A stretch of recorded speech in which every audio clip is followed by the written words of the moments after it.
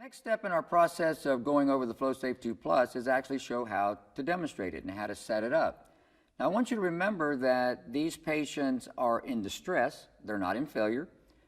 You do have some time to do this. It's not like you're going to be doing CPR. You're not ventilating these patients. Remember, we got to get this right. There's important steps to do this. One of the greatest factors in the success of CPAP is not always the device. It's the clinician. It's the coaching. How do you work for them? How do you work with them? Remember, these patients are probably having the worst day that they've had. They've been short of breath. They're working hard. They could be confused. They could be hypoxic, short of oxygen, and just really are having a rough time. So coaching is huge. So I'm going to introduce my patient here. This is Scott Horowitz. He's also works with me here at Mercury Medical. He's been kind enough to be the patient. So we're going to demonstrate FlowSafe II Plus.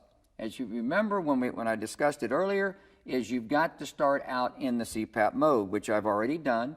It does come out of the package that way because we think that is so important that we do that. Now, I want you to remember that IPAP and that EPAP. When you have somebody in a CPAP mode only, single pressure, that is technically going to be your IPAP pressure, okay? So we're going to start out in the CPAP mode so that we do that.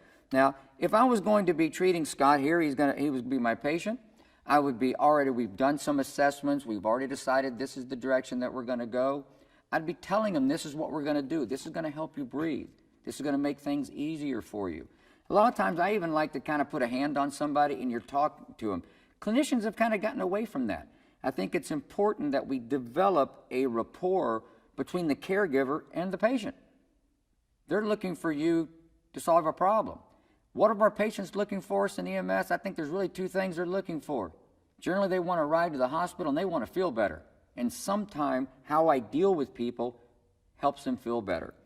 Okay? So to me, I would explain what we're going to do. And I've got the mask here. I always tell people to invert the head harness. Don't walk in and just strap it on somebody's face. You do that and the anxiety level is going to go through the roof. I always suggest is whoever gets a rapport with the patient, stay with them. You're the one that's working with them. Don't go off and write a report. Don't talk on the radio. Don't have a conversation about the latest football game while this is going on. Anxiety levels are going to get high. There's going to be a problem. So I go ahead and I invert the mask. I put together, remember there's only two parts. It can only go one way. Now based on the sticker, since I've got this in CPAP mode, remember this is going to be like a FlowSafe II. 8 liters should get me 5 of CPAP. I always tell people to start low, work their way up. 5 is a safe place. That's a safe zone. Generally, I'm not going to cause any harm to somebody by putting them on 5 of CPAP. So I'm going to turn the tank on here in a minute. I'm going to put it on 8, and I'm going to try to get Scott to hold it. But I really want to get them on the device, have it functioning with a CPAP of 5. So I'm going to turn my tank is already on. I'm going to turn it up to 8. Now you might be able to hear some of that sound.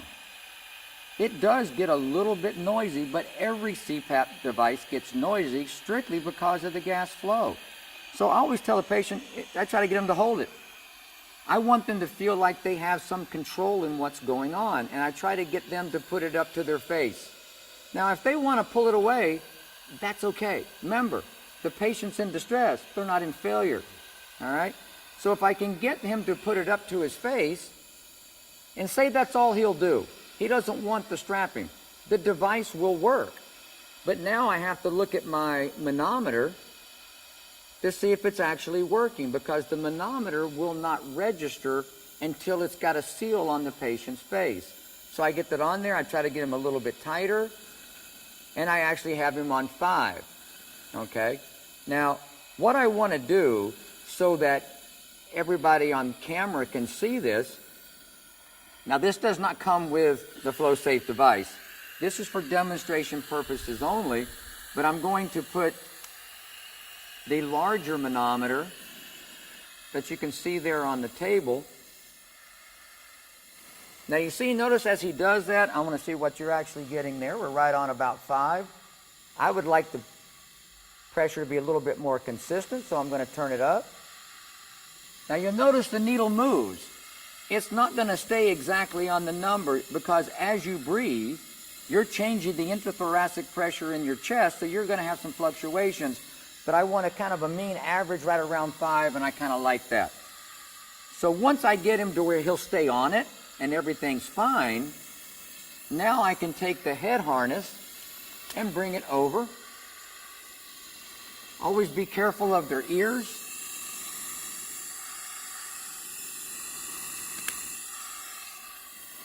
On the FlowSafe II, you want to hit these pinchers here, which pulls it, makes that, you'll notice that the forehead piece actually went to his forehead.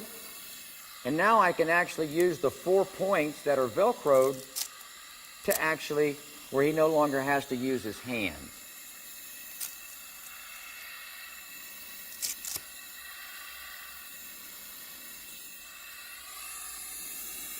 You notice I think my pressure probably should still be staying around 5, which we're doing pretty good.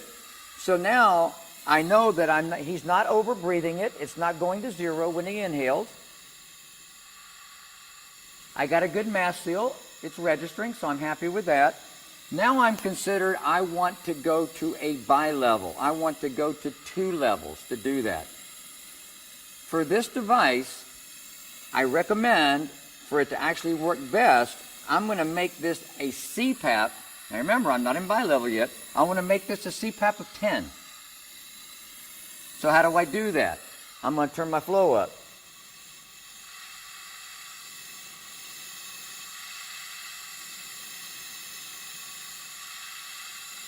Okay?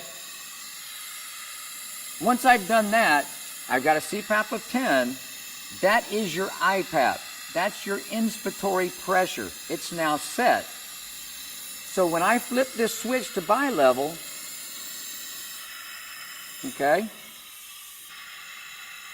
I still got my inspiratory right there. When he inhales up at the 10, you'll notice it's going down, but I really want it on a 5. To adjust that, there's a little disc here labeled EPAP that I adjust that.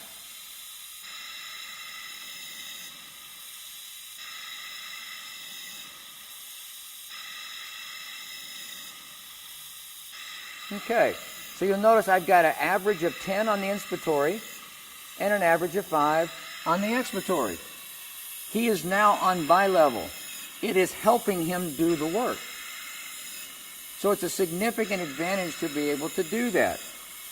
Now, if I wanted to do a breathing treatment, I would have to put it in line where my manometer is teed in now, but I would have to go back to the CPAP for this to actually work, or we're going to fool the device.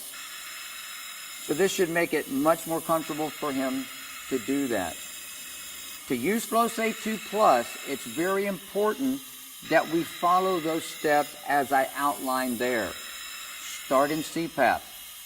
Start it at 5. Make sure your mask is not leaking. Make sure he's not drawing it down to 0. Then adjust your CPAP up to 10. If everything still stays fine, it's still not leaking, then you can flip your switch to BiLevel and adjust your EPAP. And that's really all there is to it. Now, maybe when they get to the hospital, you may have to explain to them what this is, because this is really new and it's out there. And we're also looking at using an elbow in this location where the device is more straight down than coming straight out. That was an option that people could do. They found this to look a little, almost like the beak on a bird or something. It looks kind of awkward, so you could actually do that. So that's the FlowSafe II Plus. This has been Steve LaCroix with Mercury Medical. If you have any questions, you can go to our new website at mercurymed.com, or you can send me an email. My email address is slacroix, that's Lecroy, at mercurymed.com. I hope this has been helpful and very informational. Look forward to hearing from some folks. Give it a try. You'll find this to be an excellent product, and I think your patients will be better for it. Have a good day.